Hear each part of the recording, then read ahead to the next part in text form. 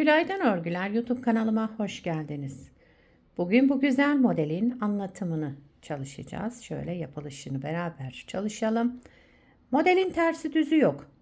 Şöyle göstereyim. Her iki tarafta aynı. Çünkü tek sıradan oluşan bir model. Her iki tarafında da aynı işlem yapılıyor.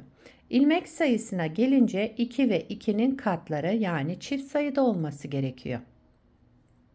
Şöyle. Şişlerim 3 numara. Bu modeli her türlü örgülerinizde kullanabilirsiniz.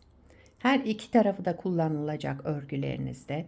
Yani atkı, bere, hırka, süveter hepsinde kullanabileceğiniz güzel, yapımı kolay modellerden. Örgüye yeni başlayanlar bile kolaylıkla yapabilirler.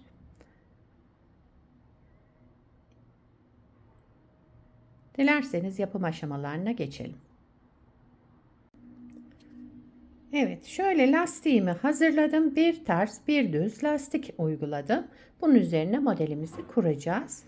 Dediğim gibi ilmek sayısı 2 ve 2'nin katlarından oluşacak. Yani çift sayıda olması gerekiyor ilmek sayımızın. Model tek sıradan oluşuyor. Kullandığım ip bebe yünü, şöyle batik bir ip. Ama düz renk iplerle de kullanabilirsiniz bu modeli. Modelimiz tek sıradan oluşuyor. Onun için yani birinci sıra, ikinci sıra demeyeceğim. Örgümüzün şu anda ön yüzündeyiz.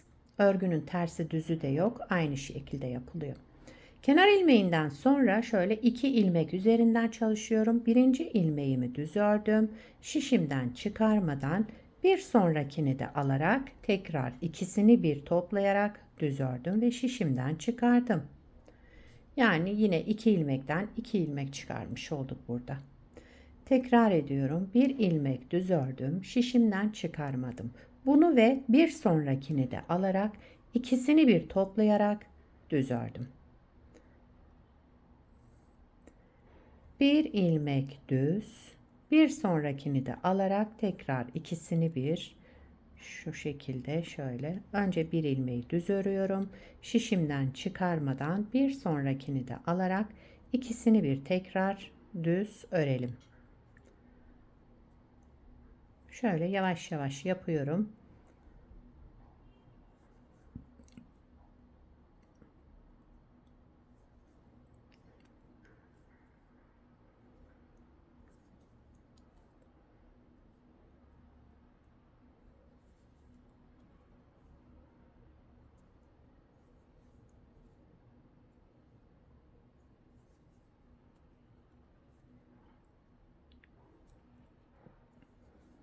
Bu modelde çok sıkı örmeyin. Model iç içe girer. Şöyle daha geniş geniş alırsanız daha güzel olacaktır. Evet, bir sırayı tamamladım. Şimdi diğer tarafa geçelim. Bakın şöyle. Diğer tarafa geçiyorum. Yine aynı işlemi yapacağım. Kenar ilmeğimi örmeden aldım. Kenar ilmeğinden sonra ilmeklerim 2 2 şöyle. Birinci ilmeğimi düz ördüm. Şişimden çıkarmıyorum.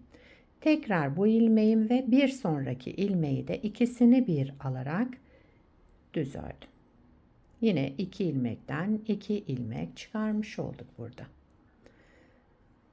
Birinci ilmeğimi düz ördüm. Şişimden çıkarmıyorum. Bir sonrakini de alarak ikisini bir düz örerek topladım şöyle. Yine 2 ilmek çıkarmış olduk burada. Her iki tarafta da aynı işlemi yapacağız. Model böyle devam ediyor.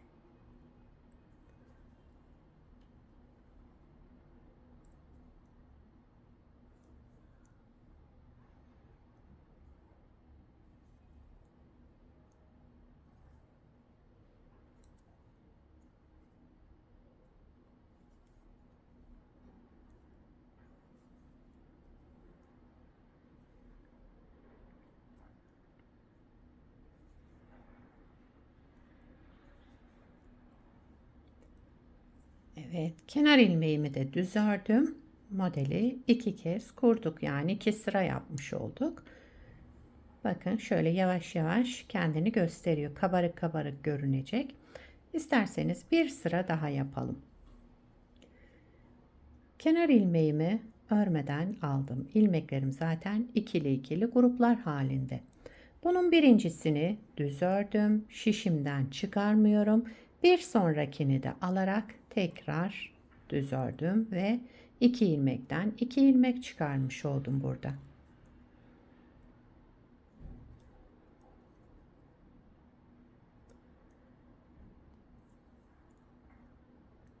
Arkadaşlar kanalıma abone değilseniz abone olup videolarımı da beğeniyorsanız beğeni yapmayı, yorum yapmayı, beni desteklemeyi unutmayın. Şimdiden hepinize teşekkürler.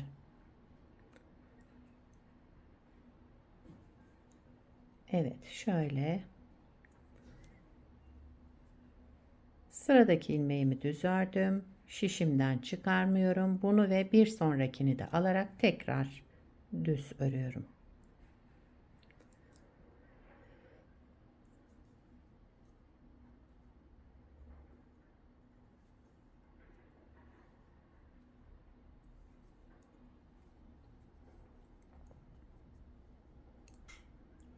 Bakın model kendini göstermeye başladı. Şöyle bir sırada yine burada yapalım.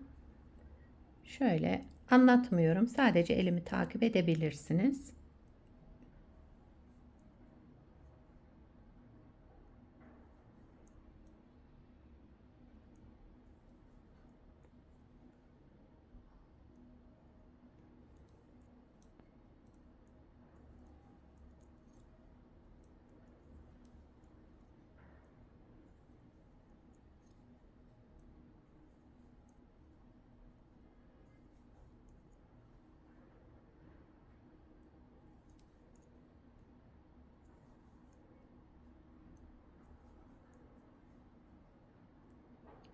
Evet, son 2 ilmeğimizde de aynı işlemi yapalım ve sıramızı tamamlayalım.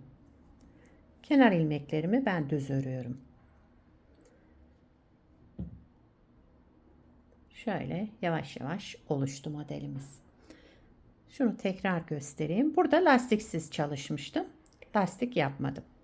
Ama isterseniz lastik üzerine de yapabilirsiniz. Şöyle yaptığımız gibi.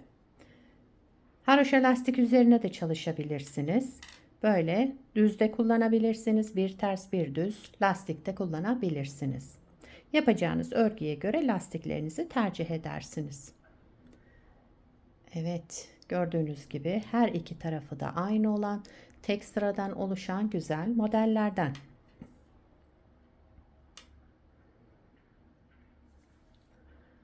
Yapacak olanlara kolay gelsin. Bir sonraki videoda görüşmek üzere. Hoşça kalın.